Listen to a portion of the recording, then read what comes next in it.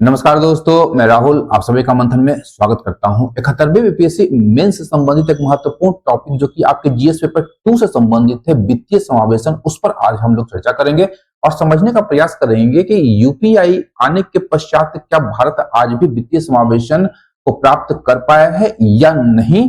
तो उस पर हम लोग चर्चा करेंगे और ध्यान रखिएगा, यूपीआई के साथ मिलाकर के ये प्रश्न आप लोगों से पूछा जा सकता है। तो हम लोग सेशन को प्रारंभ करेंगे और सबसे पहले समझेंगे वित्तीय समावेशन का अर्थ क्या होता है। तो समाज के सभी वर्ग, चाहे वो गरीब हो, निरक्षर हो या वंचित हो, उनको किफायती लागत पर औपचारिक वित्तीय सेवा, किफायती लागत पर औपचारिक वित्तीय सेवा जैसे आपका बैंकिंग हो गया, आपका बैंकिंग हो गया, बीमा हो गया, ऋण हो गया, पेंशन और भुगतान तक पहुंच सुनिश्चित करने का प्रयास ही हमारा वित्तीय समावेशन कहलाता है।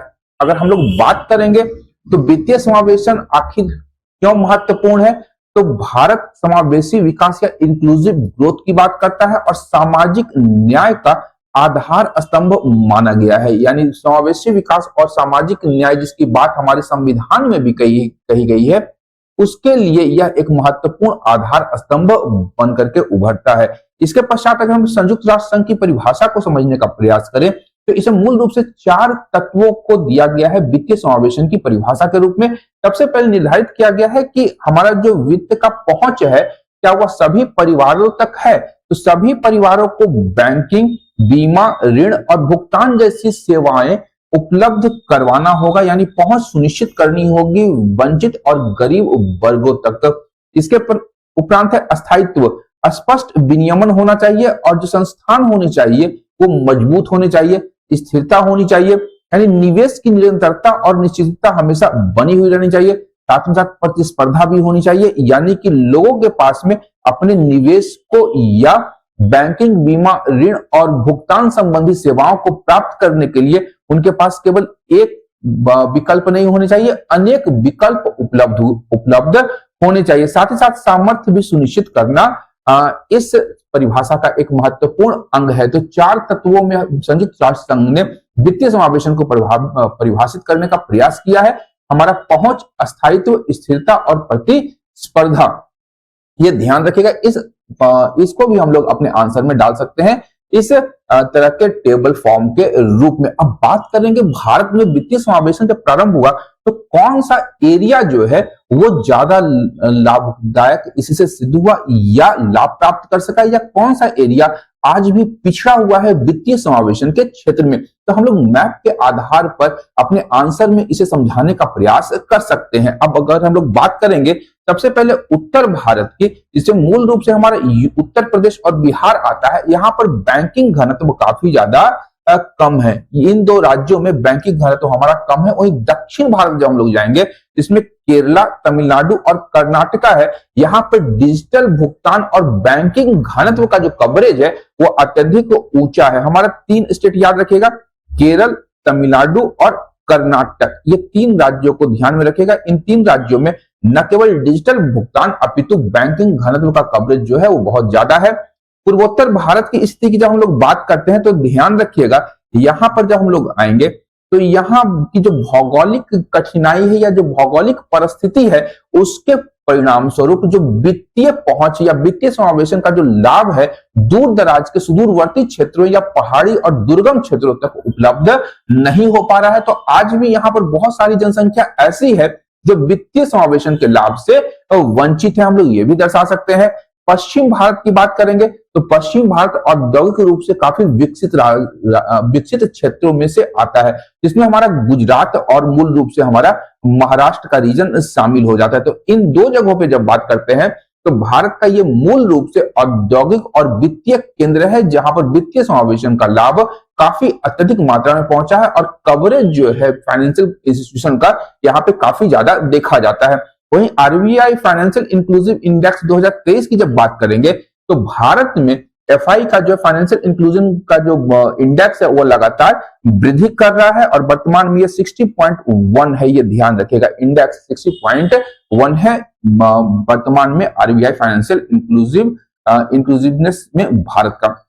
अब बात करेंगे आखिर वित्तीय समावेशन की आवश्यकता क्यों पड़ी भारत में, आखिर रीजन क्या है। तो उद्देश्य और विवरण के आधार पर हम लोग या तो टेबल के आधार पर या हम लोग पॉइंट वाइज इसको मेंशन कर सकते हैं। तो पहले हमारा है कि बैंकिंग तक पहुंचे। अब यहां होना चाहिए कि प्रत्येक भारतीय नागरिक का एक बैंकिंग खाता या बैंक खाता होना चाहिए, जिसके परिणाम स्वरूप वह व्यक्ति जो है वह औपचारिक वित्तीय सेवाओं तक अपनी पहुंच सुनिश्चित कर पाए और सरकारी लाभों को साधारण या आसान तरीके से प्राप्त कर पाए। तो बैंकिंग तक पहुंच सभी लोगों की होनी चाहिए। गरीबी उन्मूलन सबसे बड़ा एक फैक्टर है, इसके लिए आवश्यक होगा। तो अगर गरीबी की जब बात करेंगे तो रेगनर नक्स का एक सिद्धांत है कि आखिर एक गरीब गरीब क्यों होता है। तो उसके पास निवेश करने के लिए या बचत करने के लिए एक्स्ट्रा इनकम नहीं है। जब बचत ही हम नहीं कर पाएंगे तो उसे फिर हम लोग निवेश नहीं कर पाएंगे। तो रेगनर नक्स के सिद्धांत को भी यहां दे सकते हैं। और गरीबी उन्मूलन में जब हम लोग बात करेंगे तो बचत यहां सबसे महत्वपूर्ण हो जाती है, क्योंकि जब बचत होगी तभी हम लोग निवेश कर पाएंगे और गरीबी के दुष्चक्र से हम लोग बाहर निकल पाएंगे। इसके अतिरिक्त बात करेंगे तो हम लोग ऋण प्राप्त कर सकते हैं अपने छोटे छोटे उद्यमों या छोटे छोटे कार्यों के लिए 10,000, 5,000, 20,000, जो कि हम लोग अनौपचारिक क्षेत्र से ऋण लेते हैं, जहां पर की सूद की दर काफी ज्यादा होती है। और कभी कभी तो ऐसा होता है कि ऋण से ज्यादा हमें सूद चुकाना पड़ जाता है। तो उस गरीब व्यक्ति को औपचारिक क्षेत्र के ऋण तक पहुंच प्रदान करता है ये आपका वित्तीय समावेशन, जिसके कारण उनका आर्थिक सशक्तिकरण हो पाता है और गरीबी उन्मूलन की दिशा में यह बहुत ही महत्वपूर्ण हो जाएगा। महिला सशक्तिकरण की बात करेंगे, इसके लिए भी महत्वपूर्ण है। तो महिलाओं को आर्थिक स्वतंत्रता और सामाजिक समानता यह दिलवाता है।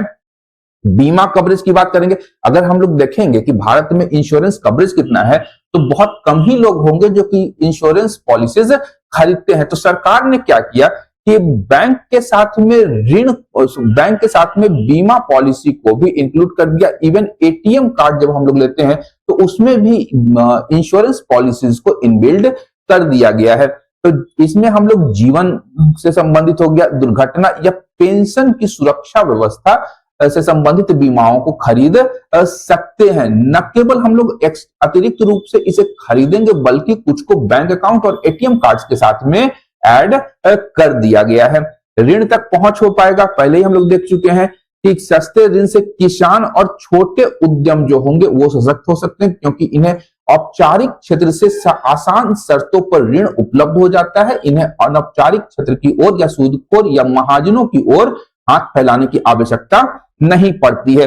आर्थिक विकास संभव हो सकता है। अब जब हमारे पास में पैसा आ रहा है तो हम अपने व्यवसाय में उस पैसे को क्या कर रहे हैं, डाल रहे हैं, जिसके कारण हमारा उत्पादन बढ़ रहा है। और जब उत्पादन बढ़ेगा तो अल्टीमेटली जो देश की जीडीपी है, भारत की जीडीपी है, उसमें वृद्धि होगी। जैसे ही जीडीपी में वृद्धि होगी हम लोग निवेश करेंगे और निवेश के पश्चात देखेंगे कि बचत में हमारी बढ़ोतरी होती जाएगी। निवेश और बचत में बढ़ोतरी होगी और फिर जो बचत होगा हमारा, हम फिर से निवेश करेंगे और जब ये पहिया घूमना प्रारंभ कर देगा तो हमारा जो निवेश चक्र है वो निवेश चक्र बचत, निवेश चक्र बचत, ये हमेशा जीडीपी की वृद्धि की ओर ही हमें ले जाएगा।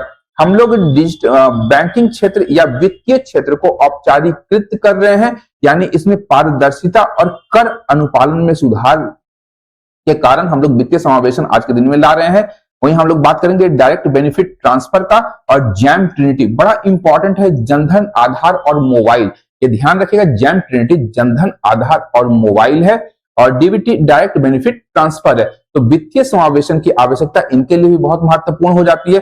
तो अब लाभार्थियों को सीधे सरकारी सहायता जो है उनके बैंकिंग खातों में प्राप्त होने लगी है। और ये हुई कैसे संभव? तो आधार कार्ड के कारण। जनधन योजना जिसके अंतर्गत गरीब लोगों का बैंक खाता खोला गया था आधार नंबर से जोड़ करके और एक मोबाइल नंबर से जोड़ करके, उन्हें उनके आधार नंबर के आधार पर ही डायरेक्ट बेनिफिट ट्रांसफर सरकारी योजनाओं का किया जाता है। जैसे किसानों को प्रत्येक 4 महीने पे 2,000 रुपए की केंद्र सरकार की जो सहायता राशि है वो प्रदान की जाती है। तो यहाँ यह डीबीटी के माध्यम से ही सक्षम हो पाता है। अब वित्तीय समावेशन को यदि हम लोग समझने का प्रयास करेंगे तो इसके लिए हमें 5P फ्रेमवर्क को भी दर्शाना होगा। अब 5P फ्रेमवर्क क्या है? तो सबसे पहले हमारा प्रोडक्ट होगा, प्रोसेस, पार्टनरशिप, प्रोटेक्शन और प्रॉफिटेबिलिटी, यानी लाभदायकता क्या है इसकी। तो तो प्रोडक्ट की बात करेंगे तो ध्यान रखिएगा इसके अंतर्गत विविध प्रकार की सेवाएं जैसे बचत खाता हो गया, आपका बीमा हो गया या ऋण हो गया, यह हम लोग उपभोक्ताओं को प्रदान करेंगे बैंकों के द्वारा। प्रोसेस कैसा होगा? तो बिल्कुल सरल और पारदर्शी बैंकिंग प्रणाली होगी जिससे उपभोक्ताओं को काफी कम समय पर आसान शर्तों पर आराम से ये सेवाएं प्राप्त हो सकेंगी। पार्टनरशिप हम लोग किसके साथ में करेंगे? तो विभिन्न प्रकार के बैंक हो गए या म्यूचुअल फंड हो गया या एसएचजी के साथ में हम लोग सेल्फ हेल्प ग्रुप्स के साथ में सहयोग करेंगे। प्रोटेक्शन की बात करेंगे तो उपभोक्ताओं को काफी ज्यादा सुरक्षा इसमें प्रदान की जाएगी, चाहे सूदखोर या महाजनों से इनका हम लोग बचाव कर सकते हैं, उनसे इनको सुरक्षा प्रदान कर सकते हैं। अनौपचारिक क्षेत्र के स्थान पर इन्हें औपचारिक क्षेत्र से ऋण या इन्हें पैसे की आवश्यकता जो है उसकी पूर्ति की जा सकती है। और प्रॉफिटेबिलिटी क्यों? तो सतत और लाभप्रद ये मॉडल है जिससे न केवल ध्यान रखिएगा लाभार्थियों को, जो एक्चुअल लाभार्थी हैं उनको लाभ प्राप्त हो रहा है, अपितु जो लीकेज की समस्या है हमारे सिस्टम में या लीकेज की समस्या को भी दुरुस्त करने का प्रयास किया जा रहा है वित्तीय समावेशन के 5P नेटवर्क के माध्यम से। अब वित्तीय समावेशन के प्रभाव की अगर हम लोग बात करें भारत में तो ध्यान रखिएगा लोगों की बैंकिंग तक पहुंच सुनिश्चित हो पाई, जिसके कारण वो लोग विभिन्न प्रकार की जो बैंकिंग सेवाएं हैं, चाहे वो बचत हो, बीमा हो या ऋण सुविधा हो, उसको वो लोग प्राप्त कर पा रहे हैं। तो अब उसके कारण इनका बचत में जब वृद्धि हो रही है तो उन बचतों का वो कहीं ना कहीं निवेश कर रहे हैं जिससे उनकी आय में लगातार बढ़ोतरी तो हो रही है। ऋण उपलब्धता सुनिश्चित हो पाई लोगों के पास में। अब लोग अनौपचारिक क्षेत्र के स्थान पर औपचारिक क्षेत्र या बैंकिंग तंत्र से ऋण ले रहे हैं आसान शर्तों पर, जिससे उनके अंदर जो उद्यमिता है उसमें वृद्धि हो रही है और अल्टीमेटली अगर हम लोग देखें तो यह भारत की जीडीपी में ही बढ़ोतरी कर रही है। बीमा कवरेज की बात करेंगे तो लोग जो है इनमें बीमा कवरेज लगातार बढ़ता जा रहा है जिससे कि जोखिम में कमी हो जा रही है। अब हो क्या रहा है कि यदि मेरे पास में बीमा नहीं है, मेरी अकस्मात मृत्यु हो जा रही है, तो उस परिस्थिति में कमाने वाला यदि मैं हूं और मेरी मृत्यु हो रही है तो मेरे परिवार का मेरे बाद क्या होने वाला है, यह हम लोग सहज ही अनुमान लगा सकते हैं। तो यदि बीमा कवरेज मेरा है, मैंने इंश्योरेंस पॉलिसी ले रखी है, तो मेरे परिवार को मेरी मृत्यु के बाद वो राशि प्राप्त हो जाएगी जितने का मैंने बीमा लिया है। तो जोखिम में कहीं ना कहीं विशेष रूप से अगर हम लोग बात करें तो आर्थिक जोखिम में कमी यहाँ पे इसके माध्यम से किया जा रहा है।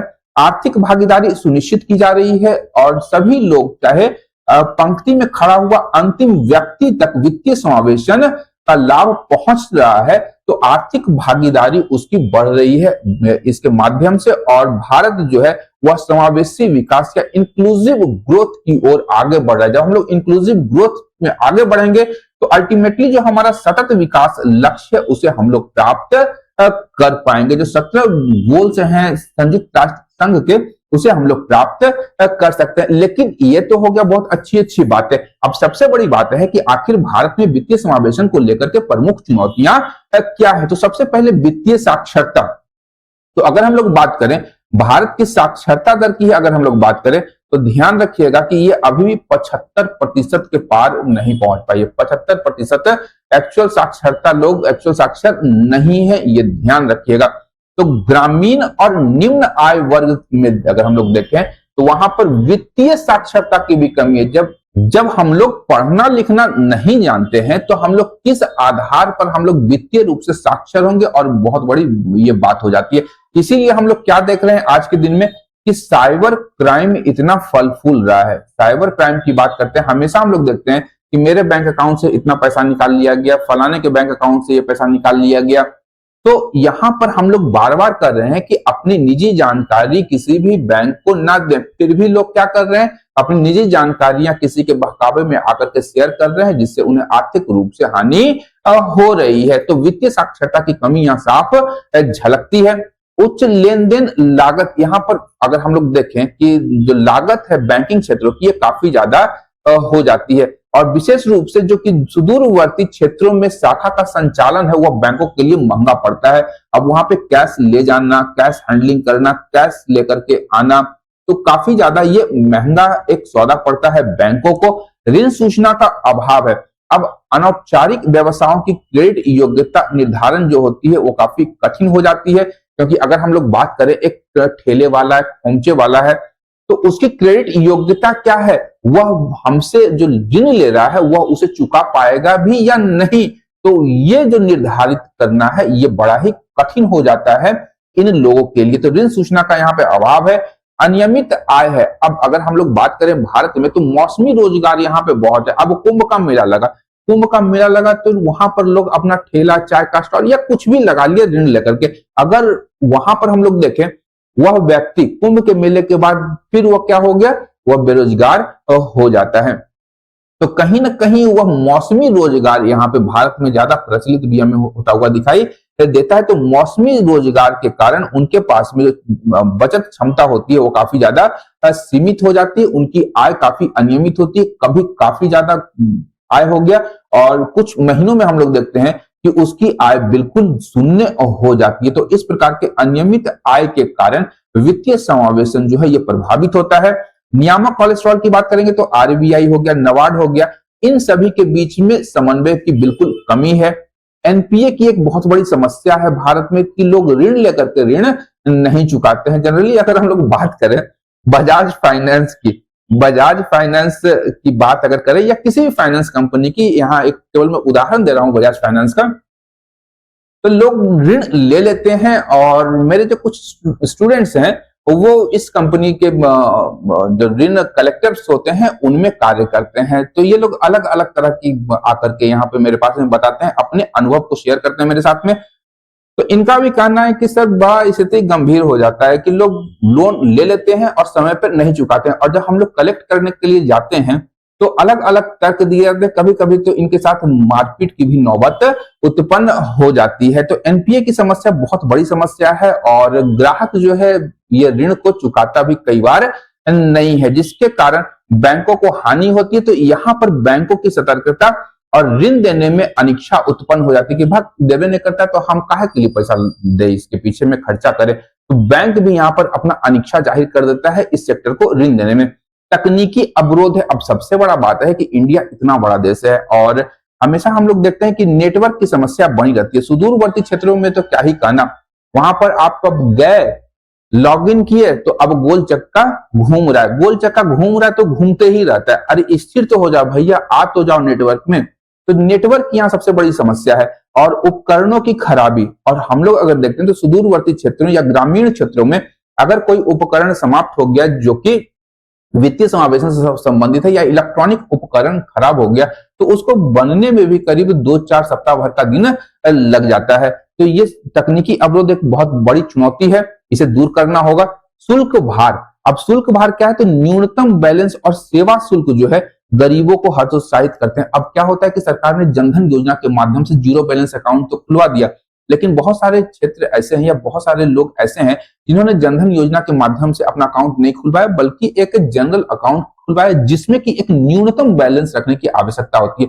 यदि आप वो बैलेंस नहीं रख रहे हैं तो वहां पर आपसे शुल्क वसूला जाता है कि आपका जो बैलेंस है वो कम हो गया है तो इतना पैसा हम लोग काट रहे हैं। तो हम लोग लिए दिए कुछ नहीं और पैसा कट गया सो अलग से। तो यहाँ पर गरीब भी हतोत्साहित हो जाते हैं कि भैया हम अपना बैंक अकाउंट खुलवा करके अपना पैसा क्यों कटवाएं, हम लोग अपने घर में ही पैसा रख लेते हैं। अगर वो घर में ही पैसा रखेंगे, उनका बैंक अकाउंट नहीं होगा तो फिर वो वित्तीय समावेशन की दौड़ में शामिल नहीं हो सकते हैं। तो गरीबों को हतोत्साहित भी यह करता है। अब यहाँ ध्यान रखिएगा कि जब वित्तीय समावेशन की ये चुनौतियां हैं तो जब हम लोग आगे की राह लिखेंगे कि वे फॉरवर्ड में हम लोगों को क्या देना है तो हम लोग इसी को पॉजिटिव वे में देंगे कि वित्तीय साक्षरता को बढ़ाना होगा, उच्च लेन देन लागत को कम करना होगा, ऋण सूचना अभाव जो है उसको दुरुस्त करना होगा, अनियमित आय को यहाँ पे हम लोग नियमित आय में परिवर्तित कर सकते हैं। इसके अतिरिक्त विभिन्न संस्थाओं के बीच जो समन्वय की कमी है उनमें हम लोग समन्वय बना सकते हैं। एनपीए की समस्या में हमें इसे कम करना होगा। इसके लिए जो भी ग्राहक है उनमें जागरूकता उत्पन्न करनी होगी कि यदि आपने एक बार अपने ऋण को नहीं लौटाया तो फिर कोई दूसरा संस्था आपको ऋण नहीं देगी। तो इस प्रकार से हम लोग अपने वे फॉरवर्ड में आसानी से इन चीजों को हम लोग दर्शा सकते हैं चुनौतियों के आधार पर। अब सरकार ने वित्तीय समावेशन के लिए क्या क्या पहल प्रारंभ किया है, तो जैसे हमारा पहला है पीएम जनधन योजना। इसके आधार पर हम लोग पहले चर्चा कर चुके हैं कि शून्य बैलेंस खाता खोला जाता है, बीमा, pension, DBT direct benefit transfer, आदि इसके माध्यम से प्राप्त किए जा सकते हैं। साथ ही साथ 56 करोड़ से अत्यधिक खाते जनधन योजना के माध्यम से खोले जा चुके हैं भारत में। पीएम मुद्रा योजना के माध्यम से माइक्रो क्रेडिट प्राप्त किया जा सकता है। इसमें 3 प्रकार की श्रेणियां हैं, शिशु, किशोर, तरुण, और यहाँ पे विभिन्न छोटे छोटे टिकट्स के छोटे ऋण जो कि अनियमित आय वाले लोग हैं वो लोग प्राप्त करते हैं, या अनौपचारिक क्षेत्र में कार्य करने वाले जो व्यवसायी हैं वो प्राप्त करते हैं। स्टैंड अप इंडिया हो गया आपका, इसमें एससी, एसटी और महिला उद्यमियों को ऋण उपलब्ध कराया जाता है। 10 लाख से लेकर के 1 करोड़ रुपए तक का ऋण उपलब्ध कराया जाता है। अटल पेंशन योजना असंगठित क्षेत्र के लिए एक पेंशन सुरक्षा योजना है। आपका पीएम सुरक्षा बीमा और जीवन ज्योति बीमा योजना, इनमें कम प्रीमियम पर बीमा कवरेज साधारण नागरिकों को उपलब्ध कराया जाता है। डिजिटल भुगतान क्रांति अगर हम लोग देखें, यूपीआई यूनिफाइड पेमेंट इंटरफेस की बात कर लें, या भीम की बात कर लें, या अदर एईपीएस की बात कर लें, तो इसके माध्यम से डिजिटल भुगतान क्रांति आ गई है भारत में, और विश्व में सर्वाधिक मात्रा में जो डिजिटल भुगतान होता है वो वर्तमान समय में भारत में ही हो रहा है। जैम ट्रिनिटी की बात करते हैं तो जनधन आधार मोबाइल के माध्यम से डीबीटी की दक्षता काफी ज्यादा बढ़ गई है। वित्तीय साक्षरता परियोजना से आरबीआई के द्वारा चलाया जा रहा है, जिसके माध्यम से स्कूल हो गया, ग्रामीण क्षेत्र हो गया, या महिलाओं को वित्तीय ज्ञान उपलब्ध करवाया जा रहा है। सेबी की पॉकेट मनी पहल प्रारंभ हुई है, जिसमें छात्रों को वित्तीय साक्षरता उपलब्ध कराई जा रही है, और छात्रों के माध्यम से उनके स्वजनों को, उनके परिवार के सदस्यों को भी वित्तीय रूप से साक्षर किया जा रहा है। वित्तीय समावेशन सूचकांक की बात करेंगे आरबीआई का, तो इसमें बताया गया है कि वित्तीय समावेशन में जो पहुंच है वो 35% तक, उपयोग 45% कर रहे हैं, गुणवत्ता 20% पर आधारित मानदंड निर्धारित किए गए हैं, और वित्तीय समावेशन सूचकांक प्रतिवर्ष आरबीआई के द्वारा जारी किया जाता है। अब बात करेंगे आगे का रास्ता क्या हो, तो हम लोग यहाँ पर एक डायग्राम के माध्यम से या इस प्रकार से हम लोग पॉइंटर्स के रूप में भी इसे डाल सकते हैं। तो आगे के रास्ते की बात करेंगे तो क्षेत्र क्या होना चाहिए, उत्पादन। अब सबसे महत्वपूर्ण है कि हमें समझना होगा कि ग्रामीण क्षेत्रों में निवास करने वाले जो लोग हैं उनकी वित्तीय आवश्यकताएं क्या है, और उन वित्तीय आवश्यकताओं के आधार पर ही हमें उस प्रकार के प्रोडक्ट्स को डिजाइन करके उनके सामने रखना होगा, चाहे वो बचत खाता हो, या फिर बीमा हो, या फिर ऋण हो। इन सभी को एक स्पेशल डिजाइन के द्वारा डिजाइन करना होगा, और उनकी आवश्यकताओं को समझते हुए इसे डिजाइन करने की आवश्यकता होगी, जिससे कि ग्रामीण क्षेत्र और महिलाओं के लिए उनके अनुकूल ही वित्तीय उत्पादों को हम लोग सामने दे पाए। प्रक्रियाएं क्या हो, तो हम प्रत्येक नागरिकों के दरवाजे पर ही बैंकिंग सेवाएं उपलब्ध करवा पाए, और डिजिटलीकरण जो है इसको हमें सबसे आगे रखना होगा। ये नहीं कि अब प्रत्येक व्यक्ति प्रत्येक समय बैंक शाखा पहुंच रहा है, वहां पे अपने वित्तीय सेवाओं को प्राप्त करने के लिए मोबाइल के माध्यम से या डिजिटलीकरण के माध्यम से हम लोग अपने घर में ही बैठ करके अपनी सारी प्रक्रियाएं को पूर्ण कर पाए। इस प्रकार का हमें उपाय करना होगा। साझेदारी करनी होगी। अब इसके लिए हमें विभिन्न क्षेत्रों में साझेदारी करनी होगी, जिससे हमारा हो गया बैंक का साझेदारी करनी होगी एनजीओ के साथ में, और सेल्फ हेल्प ग्रुप के साथ में, और विभिन्न प्रकार की संस्थाओं के माध्यम से एक नेटवर्क की स्थापना करनी होगी, जिससे जो हमारा वित्तीय समावेशन है वो सभी नागरिकों के दरवाजे तक पहुंच पाए। संरक्षण की जब बात करेंगे तो यहां ध्यान रखिएगा कि ग्राहकों की डेटा सुरक्षा सबसे महत्वपूर्ण है, और यदि किसी प्रकार का कोई समस्या आ रहा है तो उसके लिए एक समृद्ध और सशक्त शिकायत निवारण तंत्र के निर्माण की आवश्यकता होगी, जिससे ग्राहकों की जो भी सुरक्षा है उसे सुनिश्चित करने का प्रयास किया जा सके। लाभप्रदता की बात करेंगे तो एक ऐसा मॉडल हमें बनाना होगा जो कि हमें लाभ दे सके, और वह टिकाऊ मॉडल होना चाहिए।